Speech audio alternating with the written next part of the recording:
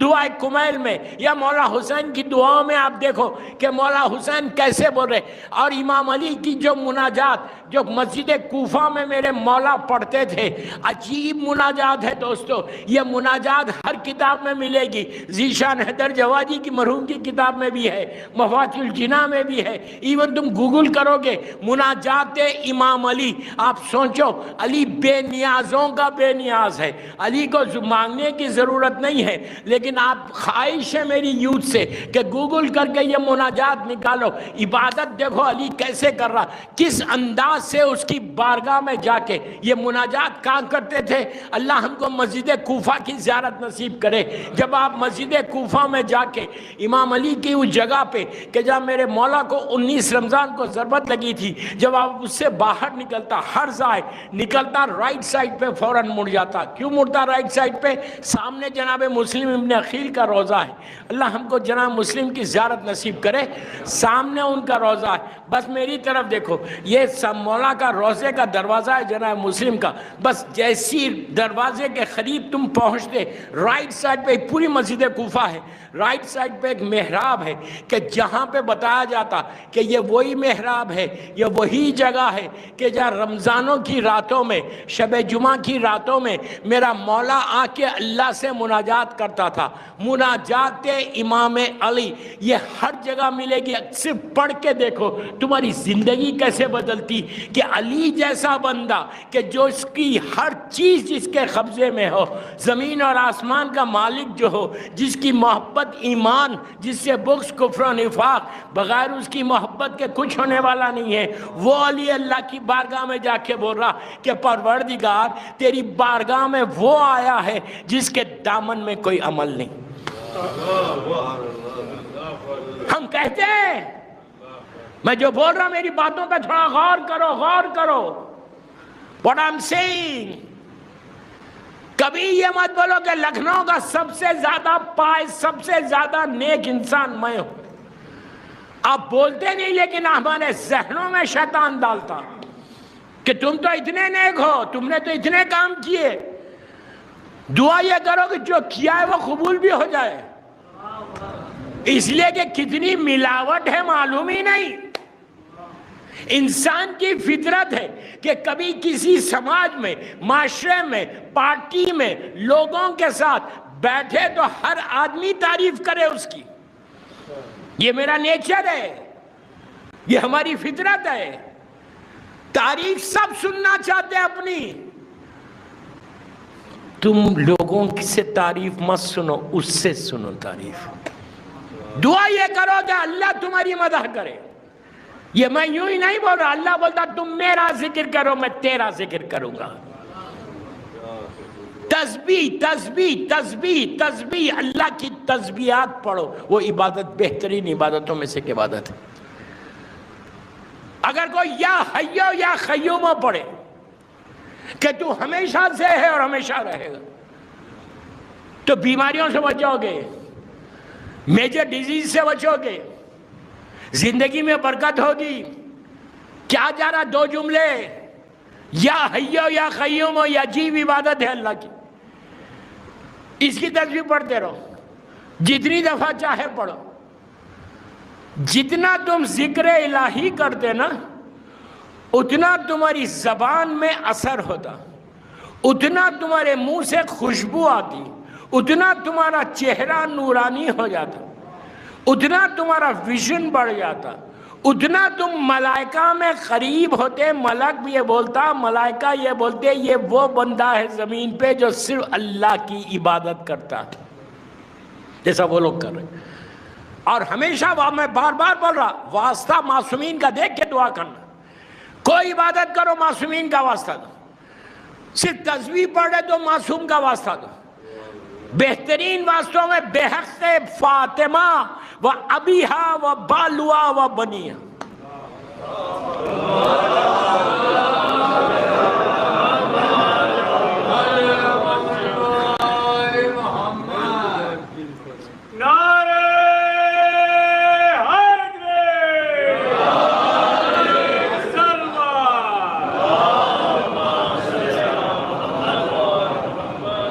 اس سے بہتر واسطہ نہیں ہے. لڑکی کا رشتہ نہیں ہے، شادی نہیں ہو رہی، بولو بحق فاطمہ و ابیہا و بالوا و بنیہا، اس سے بڑا کوئی واسطہ نہیں۔ 14 معصومین کا واسطہ تم نے دیا، یہ تین جملوں میں۔ مرکز شہزادیہ کونین ہے، دعا کے لیے اس سے اچھا واسطہ نہیں۔ ہر نماز کے بعد جب تسبیح پڑھو نا، تسبیح پڑھنے، پلیز غور سے سنو، تسبیح پڑھنے کے بعد 3 مرتبہ سورہ خلق پڑھو، اس کے بعد یہ جملے بولنا۔ 3 مرتبہ سورہ خلق سب کو یاد ہے، آپ نے مغرب کی نماز پڑھی، مظلوم بی بی کی تسبیح پڑھی، تسبیح پڑھتے 3 مرتبہ بولو، قل هو اللہ احد پڑھو 3 مرتبہ، بسم اللہ الرحمن الرحیم، قل هو اللہ احد اللہ الصمد لم یلد ولم یولد ولم یکن لہ کفوا احد، 3 مرتبہ پڑھ لو۔ پڑھ کے کیا کرو؟ یہ 3 مرتبہ پڑھنے کا فائدہ کیا ہے؟ اس لیے کہ ہمارا ایک نیچر ہے، ہمارا، مجھے پتہ نہیں لکھنؤ والوں کا ہے نہیں ہے، لیکن دوسرے شہروں میں لوگوں کا ایک نیچر ہے، بولتے ہیں مولانا چھوٹی دعا دو لیکن فائدہ اتنا ہونا۔ وہ راستہ سن رہے، دعا چھوٹی دو، ٹائم نہیں ہے، بزنس میں بہت ہے، بزی ہے، چھوٹی دعا دو لیکن فائدہ سب سے زیادہ ہونا۔ یہاں تک بولتے ہو اس کو مت دو جو آپ مجھے دے رہے ہو، نہیں سمجھے؟ کیوں کہ مجھے فائدہ اس کو نہ ہو۔ اگر تمہاری یہ فکر ہے تو تم کو کبھی فائدہ ہوگا ہی نہیں۔ زمزم پی لو جا کے، قرآن پی لو پورا، اگر مومن کے لیے تم نے فائدہ نہیں کیا تو تمہارا بھی نہیں ہونے والا ہے۔ ہمیشہ دعا یہ کرو کہ پروردگار لکھنؤ میں ساروں کو دے، اس کے بعد آخر میں مجھے دے، رحمت برسا سب کے اوپر، چند خطرے میرے اوپر۔ دعا یہ کرو، دعا میں پاور ہے، دعا میں اثر ہے، دعا ایک طاقت کا نام ہے، ایسی طاقت کا نام ہے کہ اگر دعا چاہے تو زمین سے انسان کہیں اور چلا جائے، دیوار اپنے مقام سے ہل جائے، پہاڑ اپنی جگہ سے ہل جائے، دعا میں وہ اثر ہے۔ دعا ایک ٹوٹل شیلڈ کا نام ہے، ایسا سپر کی طرح تمہارے سامنے آ جاتی۔ دنیا میں بھی کوئی خدا نہ خواستہ بہت بیمار ہے، ڈاکٹرز کیا کہتے ہیں؟ جواب دے دیتے، بولتے اب کوئی نہیں بچا سکتا، صرف دعا کرو اس کے لیے۔ دوسرے مذہب والے بھی بولتے دعا کرو، گاڈ ہی بچائے گا، کوئی نہیں بچا سکتا۔ تو یہ چیز ہے کہ دعا میں وہ اثر ہے، لیکن آج میں نہیں بتا رہا کہ ریزن کیا ہے دعا جو قبول نہیں ہوتی۔ 1000 تم دعا مانگ رہے، جاتی نہیں اللہ کی بارگاہ، اللہ مجھے معاف کرے، اللہ مجھے معاف کرے، 1000 دعا مانگ رہے لیکن دعا اوپر جاری ہی نہیں۔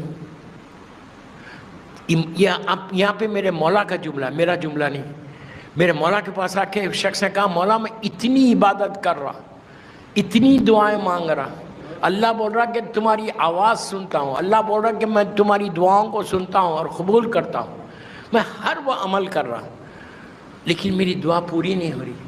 میرے مولا نے ایسا دیکھا، دیکھ کے کہا معافی کتنی دفعہ مانگتا ہے؟ ارے یار استغفار کتنا بڑھتا ہے؟ آپ انصاف سے بولو، ہم کتنی مرتبہ استغفار پڑھ رہے، کتنی دفعہ اللہ کو سوری بول رہے؟ سوری بولتے جاؤ، غرور ٹوٹتا جاتا، دعائیں قبول ہوتی جاتی۔ ہم بڑے آسانی سے جب دعا، میرا مولا بولتا ہے جب دعا تمہاری رکے فوراً اس کی بارگاہ میں معافی مانگو اور چیک کرو کہ کہیں تم نے کسی کو ناراض تو نہیں کیا، کہیں کسی کا مال تو نہیں کھایا۔ کیا بول رہا میں؟ اگر تم نے کسی کا مال کھایا تو تمہاری زبان میں اثر کیسے ہوگا؟ تمہارے پیٹ میں حرام بھرا ہوا ہے، تم نے اس سے لے لیا، اس سے لے لیا، اس سے لے لیا، اس سے لے لیا، تھینک یو ویری مچ، دینا ہی نہیں ہے مجھے۔ یہ کامن چیز ہے پوری دنیا میں، مال کھا کے بیٹھے ہوئے اور بول رہے کہ میری دعا قبول ہے۔ کیسے ہوگی بابا، کیسے ہوگی؟ تمہاری زبان موٹی ہو گئی، آج تم کو اثر نہیں ہے۔ شکر ادا کرو کہ معصومین کا کرم ہے تمہارے اوپر، جب مرو گے تو تم کلمہ نہیں پڑھ سکتے۔ تاکہ کسی کا مال کھایا ہوا ہے. میں یہ نہیں بول رہا خدا نہ خاصا لکھنؤ میں کوئی کھایا ہوا ہے، مجھے غلط مت سمجھو، ڈونٹ مس انڈرسٹینڈ. 1 روپیہ بھی کھایا ہوا ہے. 1 روپیہ بھی تمہارے پاس کسی کا 1 روپے کی کوئی ویلیو ہے؟ کیا ویلیو ہے 1 روپے کی؟ کوئی ویلیو نہیں ہے. 1 روپیہ بھی اگر تم نے کسی مومن کا لیا ہے، جسٹ ریٹرن اٹ بیک، واپس کرو. اسی لیے ہمارے پاس رد مظالم رکھا گیا. کتنے لوگوں کو تو معلوم بھی نہیں ہوگا کہ واٹ از رد مظالم. میں افسوس سے بول رہا ہوں. I am very sad to say this. یہ میں نہیں بول رہا، جا کے معلوم کرو، مولویوں کو پوچھو. میں تو ایک اسٹوڈنٹ ہوں، میں تو ایک طالب علم ہوں. معلوم کرو رد مظالم کیا ہے. 1 روپیہ کی آپ یہ مت بولو کہ 1 روپے کی ویلیو کیا یار، دے دیں گے. واٹ ڈو یو مین دے دیں گے؟ واٹ ڈو یو مین دے دیں گے؟ مر گئے تو کیا ہونے والا ہے؟ کوئی لکھا کے نہیں آیا کہ میں اتنے سال کے بعد مروں گا. کبھی بھی موت آ سکتی. موت آ جائے گی تو کیا ہوگا؟ آپ کو معلوم ہے کربلا مولا جب میرا مولا حسین آئے تھے تو میرا مولا حسین نے قرضہ لیا تھا اور فوراً اپنے بیٹے چوتھے امام کو وصیت کی تھی کہ بیٹا اتنا قرضہ میرا ہے، تم جا کے ادا کر دینا. اسی لیے ہمارے پاس افضل ترین عبادت بتائی گئی کہ باپ کا قرضہ بیٹا ادا کرے. لیکن بیٹا توفیق ہو، نیک ہو تو ادا کرے گا نا. بیٹے کو بھی تم نے حرام کھلایا، بیٹی کو بھی تم نے حرام کھلایا، ماں باپ کو تم نے حرام کھلایا. کسی کا مال اگر تمہارے پاس ہے تو تمہاری دعائیں قبول نہیں ہوں گی unless تم جا کے اس بندے کو بولو I'm sorry، میں نے تمہارے سے مال لیا ہے، 1 روپیہ میں تمہارا قرض دار ہوں، مجھے معاف کر دو، جب آئے گا تو میں دے دوں گا.